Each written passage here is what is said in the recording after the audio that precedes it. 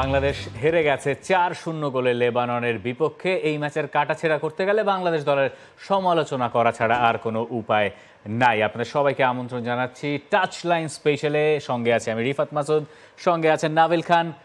লেবাননের সঙ্গে কঠিন হবে আমরা জানতাম, কিন্তু ৪-০ গোলে বাংলাদেশ লেবাননের কাছে হারবে এটা বোধহয় আমরা এক্সপেক্ট করি নাই। আনএক্সপেক্টেড।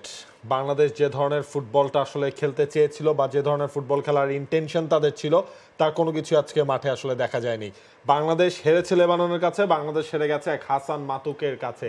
২০১১ সালে যিনি তার ক্যারিয়ারের প্রথম গোলটা পেয়েছিলেন বাংলাদেশের এগেনস্টেই, সেই হাসান মাতুক তিনি তার ক্যারিয়ারটা শেষ করলেন এক ম্যাচে ৩ গোল করে, এবং তার হ্যাট্রিকে লেবানন সহজ জয় তুলে নিয়েছে বাংলাদেশের এগেনস্টে। ম্যাচের শুরুতে পেনাল্টি থেকে গোল, বিরতির পরপর গোল, এরপর যখন তাকে উঠিয়ে নেওয়া হলো তার আগে তার আরেকটা গোল। এখন জন্ম সনদ দিয়ে খোলো বিকাশ স্টুডেন্ট অ্যাকাউন্ট, নিজের বিকাশ নিজে কর। এবং বাংলাদেশের এই ম্যাচটাকে যদি আপনি অ্যানালিসিস করতে বসেন, একেবারে শুরু থেকে শেষ পর্যন্ত বাংলাদেশ কোনোভাবেই এই ম্যাচে ছিল না। 5 ম্যান ব্যাকলাইনে ধরে রাখার সিদ্ধান্তটা হাভিয়ার কাবরেরার জন্য ব্যাকফায়ার করেছে। বাংলাদেশ যে ম্যাচে নেমেছিল জয়ের লক্ষ্য নিয়ে, সেই ম্যাচে বাংলাদেশ ৪-০ গোলে হেরেছে, এবং সেটাই বলে দিচ্ছে যে বাংলাদেশের পরিকল্পনা কতখানি উল্টো রথে যাত্রা করেছে। বাংলাদেশ কোনো রকম কোনো সুবিধা করতে পারেনি। আমরা যদি ম্যাচের একদম শুরু থেকে আসি, প্রথম সেকেন্ড তো না, 30 সেকেন্ড কিক অফ থেকে বলটা ওই পর্যন্ত যেতেও সময় লাগে। 30 সেকেন্ড সময় তারিক কাজীর কাছে একটা বল এসছে, যেটা তিনি ক্লিয়ার করে দেবেন। যেটা ক্লিয়ার করতে তিনি গেলেন, ব্যাক পাস দিতে চেয়েছিলেন গোলকিপারকে, গোলকিপার মিতুল মার্মা এগিয়েছিলেন, সেখান থেকে বাংলাদেশ কর্নার কনসিড করেছে। ওই কর্নার থেকে বাংলাদেশ আবার কর্নার কনসিড করেছে, এবং দ্বিতীয় কর্নার থেকে যখন ডিফেন্ডিং করতে গেছেন শাকিল, তখন একটা আনকোরা ফাউল করে বসেছেন, যেখান থেকে পেনাল্টি হয়েছে। আপনি যত পরিকল্পনা নিয়ে মাঠে নামেন না কেন, আপনি যদি প্রথম 3 সেকেন্ডে এই ধরনের সার্কাস দেখান, আপনি আসলে ফুটবল ম্যাচে আপনার চেয়ে অনেক বেশি এগিয়ে থাকা দলের বিপক্ষে সুবিধা করতে পারবেন না। এবং সেটা আসলে শুধু একবার হয়নি, বা সেটার সময় বাংলাদেশ আসলে ওখানেই ভুল থেকে আসলে তার রিকভার করার যেই অ্যাটেম্পটা তাদের ছিল, সেটাও কিন্তু হয়নি। আমরা একই ধরনের ভুল ম্যাচের বাকিটা সময় পুরো ম্যাচ জুড়ে কিন্তু আমরা দেখে গেছি। আপনি অস্ট্রেলিয়ার সাথে যে বডি ল্যাঙ্গুয়েজ আপনার ছিল, অস্ট্রেলিয়ার সাথে আপনার যেই অ্যাগ্রেশনটা ছিল, তার কোনো কিছু এই ম্যাচে বাংলাদেশ করতে পারেনি। সেই ভুল পাস একের পর এক ম্যাচে চলে গেছে, এবং সেটার দায় আজকের এই ৪-০ গোলের হার। আমরা যদি প্রথম গোলটাতে আরও ফোকাস করলাম, হ্যাঁ, শাকিল যে ভুলটা করেছিলেন, যেখানে পেনাল্টি কনসিড করেছেন, তাকে তার অপোনেন্ট ধাক্কা দিচ্ছিলেন, একটু তাকিয়ে রাখবেন, এটাই স্বাভাবিক। অপোনেন্টের কাজই সেট পিস থেকে এইগুলো তিনি করবেন। এই জিনিসটা পেনাল্টির সময়, পেনাল্টি তো না, পেনাল্টি এরিয়ায় এই জিনিসগুলো হয়। এবং আপনি জানেন, আপনি একজন ডিফেন্ডার, এটা আপনার প্রথম আন্তর্জাতিক ম্যাচ না, আপনি গত বছর ডেবিউ করেছেন। এখন আপনি গেছেন, আপনার ম্যাচ আগেরটা আপনার খেলা হয়নি, আপনি এটা নেমেছেন, এবং পেনাল্টিটা কিন্তু মূল রেফারি প্রথমে দেন নাই। অ্যাসিস্ট্যান্ট রেফারির নজর ওই ঘটনা এড়ায়নি। অ্যাসিস্ট্যান্ট রেফারি বলেছেন, এবং এরপরে রেফারি গিয়ে বলেছেন ওটা পেনাল্টি, শাকিলকে হলুদ কার্ড দেখানো হয়েছে। তাহলে ঘটনা যা ঘটলো, যে আপনি দেখেন, হয়তো বাংলাদেশে এরকম কিছু হলে সেটা ঘটনা এড়িয়ে যায়, আমরা পেনাল্টি এখানে দেখি না। আপনি যখন ঘরোয়া লিগে 12 মাস এই একই জিনিস ঘটিয়ে যাবেন, আমরা দেখি বারবার যে পেনাল্টি হওয়ার কথা পেনাল্টি হয় নাই, পেনাল্টি হওয়ার কথা না পেনাল্টি হয়েছে।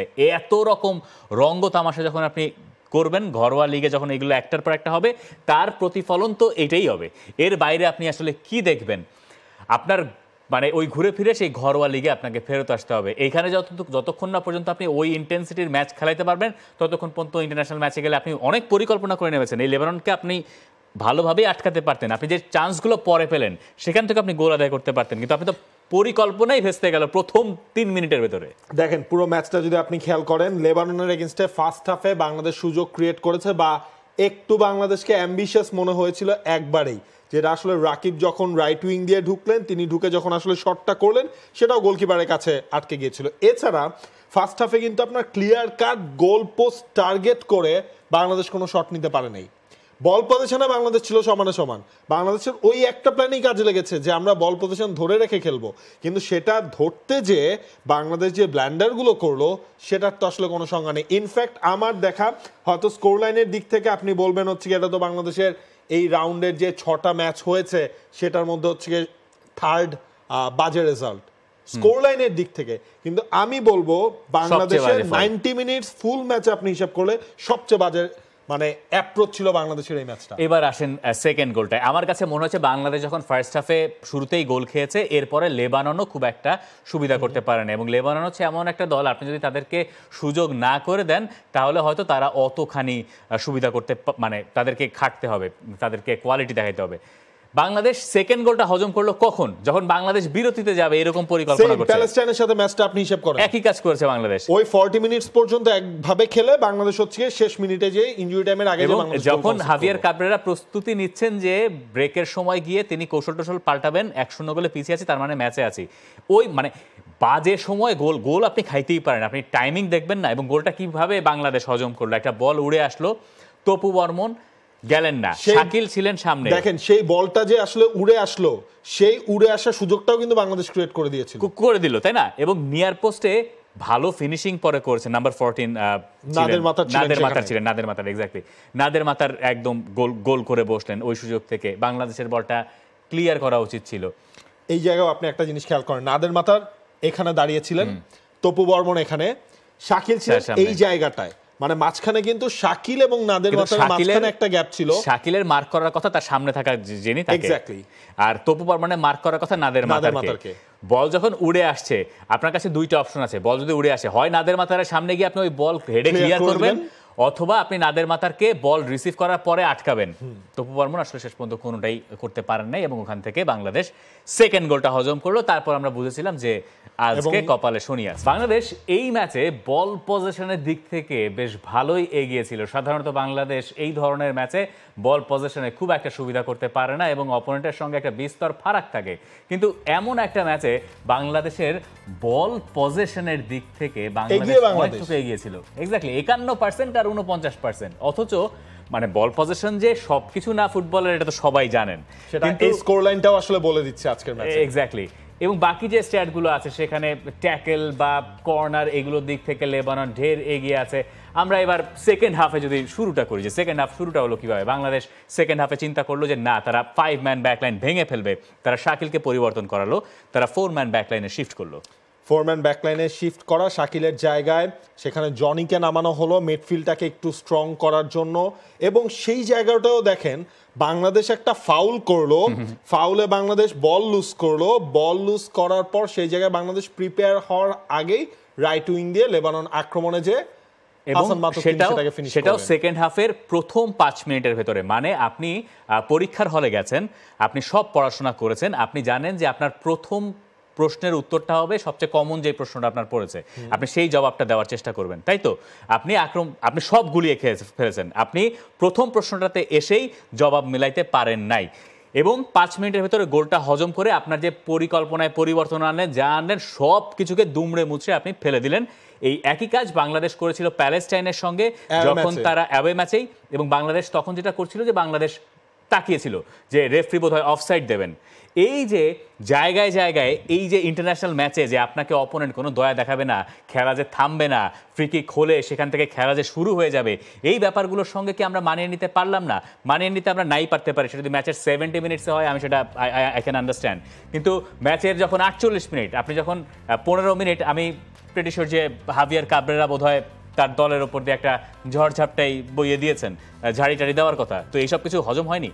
দেখেন সেই জায়গায় সেকেন্ড হাফের শুরুতে যখন ফরমেশনটা চেঞ্জ করা হলো, তখনই তো বাংলাদেশের খেলার ধরনটা পাল্টে যাওয়ার কথা, সেই ইন্টেনশনটা কিন্তু হাভিয়ার কাবরেরার কিন্তু ছিল। হ্যাঁ, এই জায়গায় হচ্ছে গিয়ে জাস্ট মিডফিল্ডটাকে স্ট্রং করার রিজনটা হচ্ছে গিয়ে আপনার ছিল 5 ম্যান ব্যাকলাইনে যেহেতু কাজ হচ্ছে না, 2টা গোল বাংলাদেশ কনসিড করে গেছে, পাল্টা বাংলাদেশ কোনো জবাবটা আসলে দিতে পারে কিনা। কারণ আপনি যদি একটু খেয়াল করেন, মিডফিল্ডে 3 জন মিডফিল্ডার বাংলাদেশের ছিল, হৃদয়, জামাল ভুঁইয়া এবং হচ্ছে সোহেল রানা সিনিয়র। হৃদয় এবং সোহেল রানা সিনিয়রকে কিন্তু নিজেদের ডিফেন্ডিং থার্ডেই থাকতে হয়েছে। আপনি হিসাবটা করেন, 3 জন আর 2 জন, 5 জন, 2 ফুলব্যাক যদি আপনার ওপরে উঠে উইং ব্যাক, তখন হচ্ছে নিচে কিন্তু আপনার 5 জন থাকছে, এর ফলে আপনার অ্যাটাকিং ফ্লোটা কিন্তু ঠিকঠাক ভাবে হচ্ছে না, সেটাও আপনি বাংলাদেশ করতে পারলো। সাইডটাকে ধরেন আমি একপাশে সরিয়ে রাখলাম, চতুর্থ গোলে আসার আগে বাংলাদেশ বেশ মোটামুটি মিনিট 4 মতো বেশ অ্যাটাকিং ফুটবল তারা খেলেছে। রাকিবের কাছে গোলের একটা সুযোগ এসেছিল, ইনফ্যাক্ট চতুর্থ গোলটা হওয়ার ঠিক আগের মিনিটেই, সেখানে মোরসালিন এবং রাকিবের কেমিস্ট্রিটা মনে হচ্ছিল একটু বোঝাপড়াটা ঠিকঠাক ফাইন টিউনটা হয়েছে। ইসা ফয়সাল ওপাশ দিয়ে উঠছিলেন এবং ক্রস করছিলেন, ওই মুহূর্তে বাংলাদেশের কেউ আসলে তখন গোলের জন্য এত বেশি হন্যে হয়ে ঘুরছে বাংলাদেশ যে তখন আর বাংলাদেশের মাথায় নাই যে তারা 3-0 গোলে পিছিয়ে এবং এখান থেকে বিপদ আরো বাড়তে পারে। এবং সেই বিপদটা কিন্তু রাকিবের ওই মিসটা হওয়ার পরের মিনিটেই হলো এবং কাউন্টারে যে হচ্ছে একটা ইজি গোল আসলে করে দিল, কাটব্যাক আসলো, ওখান থেকে গোল হয়ে গেল নিয়ার পোস্টে। মিতুল মার্মা হয়তো নিজে পরের রিপ্লে দেখলে ভাববেন যে আরেকটু ভালো করতে পারতেন কিনা, নিয়ার পোস্টে কোনো গোলকিপারই আসলে গোল হজম করতে চান না যখন আপনার ডিরেকশনটা ওই নিয়ার পোস্টের দিকেই থাকলো। কিন্তু আবার যে পাওয়ার ছিল শটে সেটা আপনি আবার মিতুল মার্মার পক্ষে একটা যুক্তি বা সাফাই গাইতে পারেন। ওই গোলটাতেও বাংলাদেশের ডিফেন্ডাররা আসলে ঘুমিয়ে থাকলো, মানে বাংলাদেশের সেন্টার ব্যাক যারা তপু আর তারিক, তারা তারিককে দেখছিলাম যে সামনে দাঁড়িয়ে তিনি বলার চেষ্টা করছেন যে ওই জায়গায় পুশ করতে হবে, মানে কাটব্যাক করার জন্য যিনি গিয়েছিলেন নাম্বার 9 দারবিশ ছিলেন, দারবিশের কাটব্যাক, ওখানে তাকে বলছেন যে পুশ করতে হবে। এখন কথা হচ্ছে যে এই পুশটা যে করা হবে এটা আসলে কে করবেন এবং কিভাবে করবেন। 4-0 এবং এরপর তো আসলে ম্যাচ নিয়ে আর কথা বলার তেমন কিছু নাই। পরে গিয়ে শাহরিয়ার রিমন যখন নামলেন একটু মনে হলো যে গতিরতি বেড়েছে, এরপরে আর বোধহয় ম্যাচ নিয়ে বলার কিছু নাই। দেখেন বাংলাদেশের ওভারঅল এই ওয়ার্ল্ড কাপ বা এশিয়ান কাপ বাছাই পর্বের যে ক্যাম্পেইনটা, সেখানে হিসেবটা যদি আপনি করেন বাংলাদেশ গোল দিল সেই একটাই, বাংলাদেশ গোল কনসিড করেছে 20টা এবং সবগুলো যদি আপনি মেলান, অ্যাওয়ে ম্যাচে বাংলাদেশ, হোম ম্যাচে বাংলাদেশ গোল খেয়েছে অস্ট্রেলিয়ার কাছে 2টো, লেবাননের কাছে একটা 3টা আর প্যালেস্টাইনের কাছে একটা 4টা। হোমে বাংলাদেশ যে রেজাল্ট দেখালো অ্যাওয়ে ম্যাচে টোটালি উল্টো, একদম বিপরীত, মানে একটা থাকে না যে এই পাশ আর ও পাশ, পুরোপুরি বিপরীত। এখন কথা হচ্ছে যে এই বিপরীত চিত্রের কারণটা কি? বিপরীত চিত্রের কারণ কি এই মাঠ আর ওই মাঠের আকাশ পাতালের ফারাক? এটাও ফাইন্ড আউট করা দরকার। এটা একটা বড় একটা পয়েন্ট। হ্যাঁ, ওই জায়গাটা হচ্ছে মেলবোর্নের মাঠটার কথা আপনার হচ্ছে গিয়ে ভাবতে হবে, সব ওয়ার্ল্ড ক্লাস। এই কাতারের আজকে যে মাঠটা বাংলাদেশ খেলেছে সেখানে ওয়ার্ল্ড কাপের ম্যাচ হয়েছে। কুয়েতে বাংলাদেশ যে ম্যাচটা খেললো সেটার মানে হচ্ছে ইন্টারন্যাশনাল স্টেডিয়াম। তো এই জায়গায় এটা একটা বড় ফ্যাক্ট। আমরা ফিজিক্যাল অ্যাডভান্টেজের কথা বলি, ফিজিক্যাল অ্যাডভান্টেজে বাংলাদেশ আসলে একটা ম্যাচেও কিন্তু হচ্ছে পায়নি। হ্যাঁ, ফুটবলে ফিজিক্যাল অ্যাডভান্টেজ সবসময় আপনাকে বড় সেটব্যাক দেবে না, রেজাল্টটা আসলে দিবে, সেই রেজাল্টটা কিন্তু বাংলাদেশের এগেইনস্টে গেছে। এবং বাজে টাইমিং আরও একবার, ওই যে সেকেন্ড হাফের শুরুর 5 মিনিটে গোল খাওয়া, সব কিছু মিলে বাংলাদেশের দিনটা খুবই বাজে। এখন কথা হচ্ছে এই ম্যাচেও বাংলাদেশের মানে গ্যালারি ভরে সমর্থক এসেছেন, কাতারে যারা থাকেন প্রবাসী বাংলাদেশিরা, তারা পুরোটা সময় দেখলাম যে একই তালে তারা দলের সমর্থন দিয়ে গেলেন একই রকমভাবে। বাংলাদেশ দল কি এই সমর্থকদের কথা চিন্তা করেও, বাংলাদেশের ফুটবল যেখানে আমার মনে হয় সমর্থন তার চেয়ে বেশি ফুটবলে, এই ব্যাপারটা কি বাংলাদেশের ফুটবলাররা অনুধাবন করেন? দেখেন, এই ব্যাপারটা আমরা প্রি শোতেই বলছিলাম যে তারা অনুধাবন করেন। হ্যাঁ, কিন্তু ম্যাচ রেজাল্ট মাঝে মাঝে কি আপনি ওয়ার্ল্ড কাপ ক্যাম্পেইনটাই যদি ধরেন, মেলবোর্ন, তারপর কুয়েত এবং হচ্ছে এখানে 3টা ম্যাচেই গ্যালারিতে অস্ট্রেলিয়ার সেই ম্যাচটা বাদ দিলে সাপোর্টার বাংলাদেশেরই বেশি ছিল। অস্ট্রেলিয়ার ম্যাচেও আমার মনে হচ্ছে বাংলাদেশের সমর্থক বেশি ছিল। তো সেই জায়গাটায় বাংলাদেশের ওই জিনিসগুলো আসলে, জামাল ভাই একদিন একটা কথা বলছিলেন যে লাস্ট ম্যাচটার আগে, অস্ট্রেলিয়ার সাথে ম্যাচের আগেই তারা এই দর্শকদের ক্রাউডের সাপোর্টগুলোকে তারা হচ্ছে 12th ম্যান হিসেবে কাজে লাগাতে চান। বাংলাদেশ কিন্তু এটা পারে না।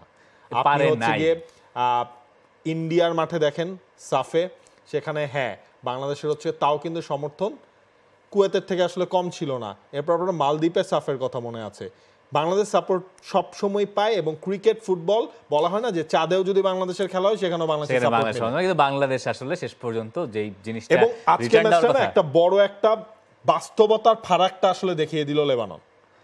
হ্যাঁ, এক অর্থে আপনি সেটা বলতে পারেন। এখন প্রশ্ন হতে পারে যে what's next for Bangladesh. Bangladesh এখান থেকে বাংলাদেশের বিশ্বকাপ বাছাইয়ের পর্ব শেষ, গল্প শেষ। বাংলাদেশকে এখন এশিয়ান কাপ বাছাইয়ের 3য় রাউন্ডে খেলতে হবে, লেবাননও সেখানে খেলবে।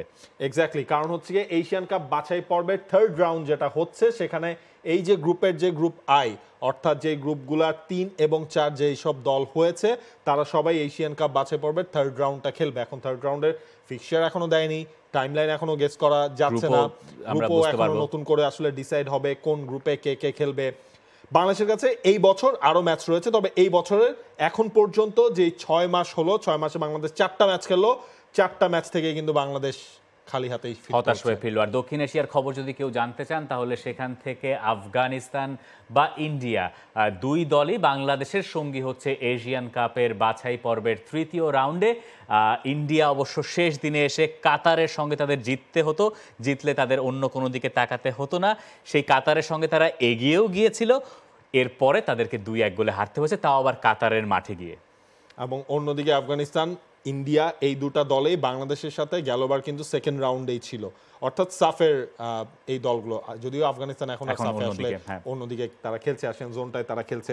সব মিলিয়ে বাংলাদেশের এই ম্যাচ থেকে বা এই যে 6টা ম্যাচ হলো, বাংলাদেশের প্রাপ্তির ঝুড়িতে আমরা যদি হিসেব করি সেখানে ওই একটাই পয়েন্ট, একটাই গোল মোরসালিনের গোল, যে মোরসালিন আজকে আসলে নিজের সেই ক্যারিশম্যাটিক মুভমেন্ট তার কোনো কিছুই দেখাতে পারেননি, পুরো দলের কেউই আসলে দেখাতে পারেননি। ইনফ্যাক্ট সবকিছু আসলে ভেস্তে গেছে একদম প্রথম মিনিটে। বাংলাদেশ এখান থেকে যাবে কোথায়, এই প্রশ্নটা সব সময় থাকে। এই প্রশ্নটা আমাদের কাছে জমা রেখেই বাংলাদেশ দল বিশ্বকাপ বাছাই পর্বে নিজেদের অধ্যায়টা এবার শেষ করলো, আমরাও শেষ করছি টাচ লাইন। অনেক অনেক ধন্যবাদ এতক্ষণ সঙ্গে থাকার জন্য। For more updates, subscribe to our YouTube channel and click on the bell icon. Follow us on Facebook and Instagram. Download T-Sports app to enjoy exciting games and highlights. Visit tsports.com.